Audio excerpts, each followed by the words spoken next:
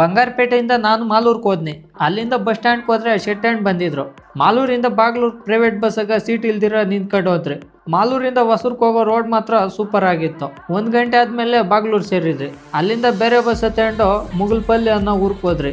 ನಾವು ಹೋಗೋಷ್ಟೊತ್ಕ ಮಾದೇಶ್ ಹಣ್ಣು ಗಾಡಿ ಹಾಕೊಂಡು ಬಂದಿದ್ನು. ಅಲ್ಲಿಂದ ಪೆರ್ಮಾಳ್ಪಲ್ಲಿ ಅನ್ನೋ ಊರ್ಗೆ ಹೊಂಟ್ರಿ. ಉಪ್ಪೆಣ್ಣು ನಮ್ಗೆ ಮೊದಲೇ ಬಂದಿದ್ರು. ರೇಷನ್ ಐಟಮು ಒಂದು ಹಳೆ ಮನೆಗೆ ಇಟ್ಟಿದ್ರು.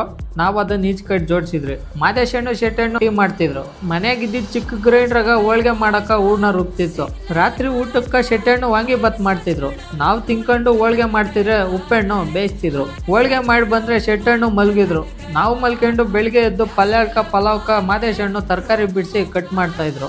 ಶೆಟ್ ಹಣ್ಣು ಟೀ ಮಾಡ್ತಿದ್ರೆ ಸಬ್ಬಕ್ಕಿಕ ಹಾಲು ಹಾಕಿ ಪಾಯಸ ಮಾಡ್ತಿದ್ರು. ಆಲೂ ಕಬಾಬ್ ಮಾಡಕ ಆಲೂಗಡ್ಡನ ಅರ್ಧ ಬೇಯಿಸಿ ಪರಾತಕ್ ಹಾಕಿದ್ರು. ಟಿಫನ್ಕ ಚಿತ್ರಾನ್ನ ಮಾಡಿದ್ರು. ಮಧ್ಯಾಹ್ನ ಊಟಕ್ಕೆ ಉಪ್ಪೆಣ್ಣು ಅನ್ನ ಮಾಡ್ತಿದ್ರೆ ಶೆಟ್ ಹಣ್ಣು ಸಾಂಬಾರ್ ಮಾಡ್ತಿದ್ರು. ಜನ ಊಟಕ್ಕೆ ಬರ್ತಾರಂತ ಉಪ್ಪೆಣ್ಣು ಚೇರು ಟೇಬಲ್ ಹಾಕಿದ್ರು. ನಾವು ಮಾಡಿದ್ದು ಕೋಸಂಬರಿ, ಹೆಸರುಕಾಳು ಪಲ್ಯ, ಕಾಬೂಲ್ ಪಲ್ಯ, ಸಬ್ಬಕ್ಕಿ ಪಾಯಸ, ಪಲಾವು, ಮೊಸರು ಬಜ್ಜಿ, ಅನ್ನ, ಸಾಂಬಾರು, ರಸಮ್. ಈ ಆರ್ಡರ್ ಒಪ್ಪಿದ್ದು ನಮ್ಮ ಸ್ವೀಟ್ ಮಾಸ್ಟರ್ ಮಾದೇಶ್ ಹಣ್ಣು. ಇವ್ರದ್ದು ತಮಿಳ್ನಾಡು. 11:30 ಆಯ್ತು. ಎಲ್ಲ ಅಡ್ಗೆಗಳಾದ್ವು. ಬಾಣ್ಲಿಕ ಎಣ್ಣೆ ಹಾಕಿ ಕಾಯಿಸ್ತಿದ್ರು.